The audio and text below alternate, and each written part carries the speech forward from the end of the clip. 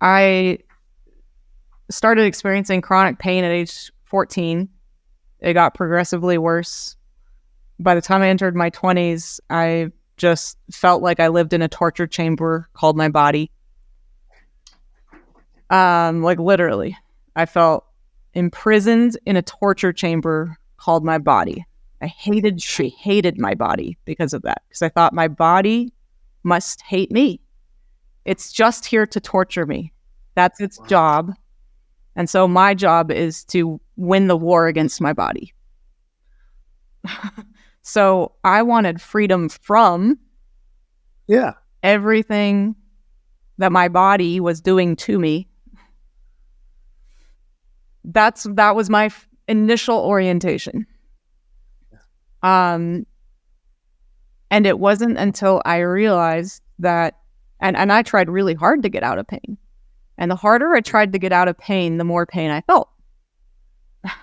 So I couldn't have told you then at any point in my 20s, actually, and not until I was well on the other side of it, as I am today, that I created a prison for myself. Interesting. Called pain. And it wasn't until I turned towards the pain and got curious about it and actually welcomed it into my experience that it changed. It took me until age 24 to start feeling again. And what happened is I moved to South Carolina and I entered a relationship that was really destructive. And on some level, I had this awareness. I'm not sure where it came from. Maybe it was given to me. I don't know. But I had this awareness that if I just left that relationship, I would find another one just like it.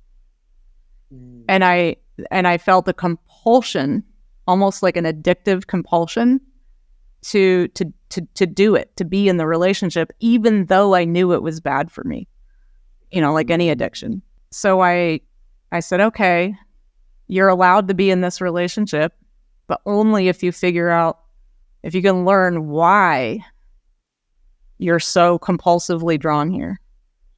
And so I started journaling every day. I think I journaled every day for 2.5 years. But because the relationship was destructive, I could feel.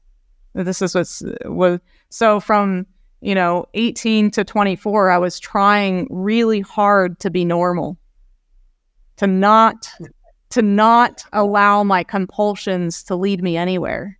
But what that actually did is I ended up at a standstill where my world was very small because I was constantly stopping myself from following compulsions because I could feel something icky, not healthy about it, and I didn't want to be unhealthy.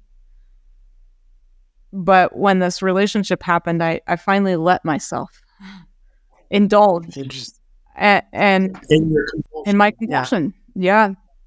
And I need and I know now, looking back, the reason I needed that is I needed a similar level of pain to wake me up that had stopped me from feeling in the first place. And at one point in my journaling, I wrote in my journal, I am utterly traumatized. And here's the interesting part. I felt my body relax for the first time in like 15 years. And that was enough of a knowing for, remember I said I wanted to know for myself, the nature of this thing. And the fact that my body, because as I was writing these words, I am utterly traumatized, a rising anxiety was coming up saying, no, don't do it, don't admit it.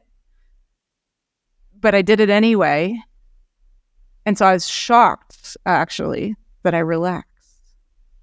So this anxiety was actually trying to stop me from admitting something true.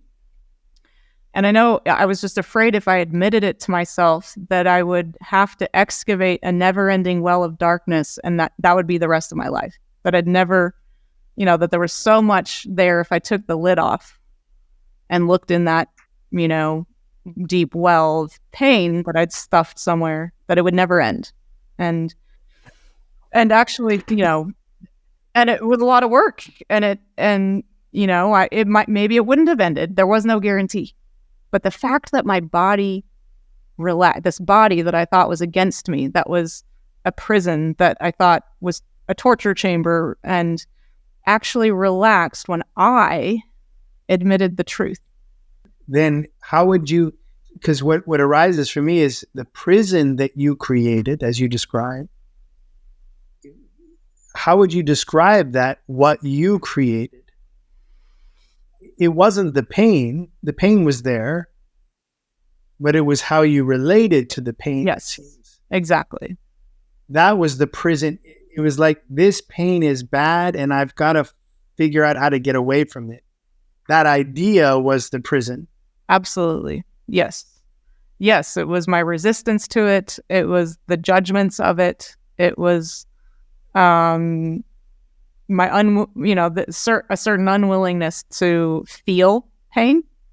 Yeah. And so, what I know now is I had stopped feeling emotions, but I hadn't stopped feeling completely. No. So because my body was now bearing the pain I couldn't feel emotionally. And it was bearing it for me. This is what's so amazing to me about our organism. But I see there also a grace moment, because of course you didn't tell your body to feel relaxed. You didn't control, right? So it was almost like the grace of God through your body gave you an experience of deep peace in the moment that you said, okay, I'm going to admit this. You had to do something, but then it was responded to with grace, a deep gift of peace that came through your body. And what I mean by grace is something you didn't do, that you experienced as a gift. I definitely didn't do the relaxing. Right. And then that moment awoke in you a star, an ideal, a journey, a path. Yep. Oh, now I'm going to look at pain a very different way now. Mm-hmm. I'm going to practice not resisting, not denying, but radically embracing, so that I can find deeper and deeper levels like this peace that was just given to me. Yes. Yep. Yeah, I don't think I've ever told you that story. It's beautiful. I love it. Yeah. Because I think it also just illustrates from a different angle this journey of freedom. In a way, and I experienced this in many of my counseling work, my spiritual counseling, that most of this time, the human psyche is just battling against the idea that it's broken. Most of our journey is just defense and a battle against the idea that there's something fundamentally wrong with me. I'm good. I'm justified. It's everything else that's to blame. That and coming to, like, your unique way of coming to this idea that actually I'm severely traumatized. It's the same actually fundamentally as when I came to the experience of my shadow, I'm fundamentally broken. Or when Buddha comes to the experience, the world is fundamentally flawed with death and illness.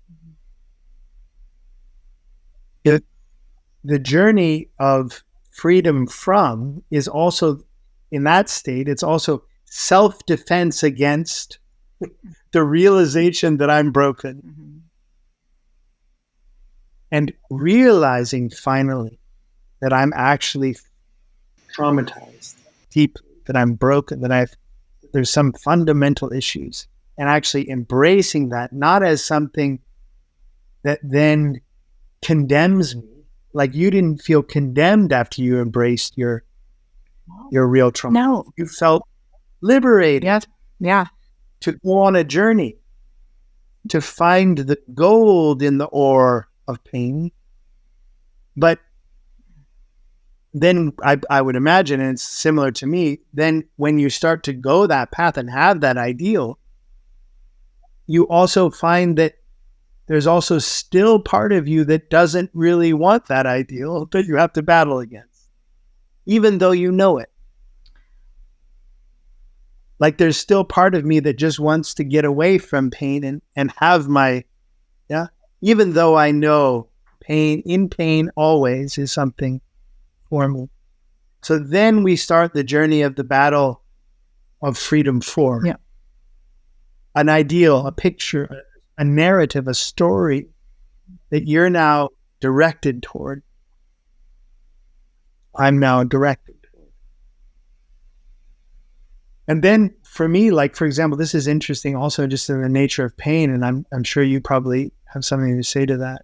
What I've discovered through working with this type of relationship, that pain, that discomfort, that weaknesses, that brokennesses are useful to help me know myself.